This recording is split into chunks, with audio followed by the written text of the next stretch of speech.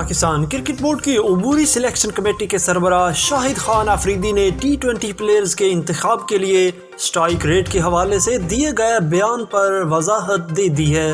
نجی T V Jio news کے مطابق حال ہی میں نجی میڈیا سے گفتگو کرتے ہوئے شاہد آفریدی نے کہا ہے کہ ڈومیسٹک اور T20 کے لیے کہہ دیا ہے کہ وہ کھلاڑی منتخب نہیں کیا جائے گا جس کا سٹرائک ریٹ 130 یا 135 سے اوپر نہ ہو۔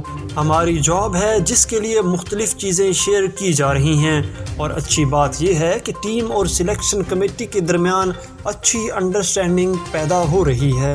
شاہد آفریدی کے اس بیان کے بعد سوشل میڈیا پر کپتان بابر اعظم اور محمد رضوان کے سٹرائک ریٹ کے حوالے سے سوالات اٹھنے لگے۔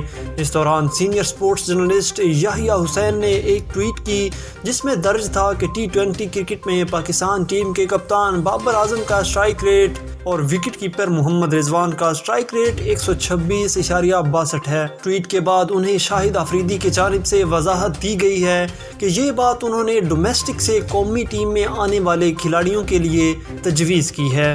بوم بوم کا کہنا ہے کہ ٹیسٹ کے بعد انہوں نے صرف ون ڈے اسکواڈ منتخب کرنا ہے۔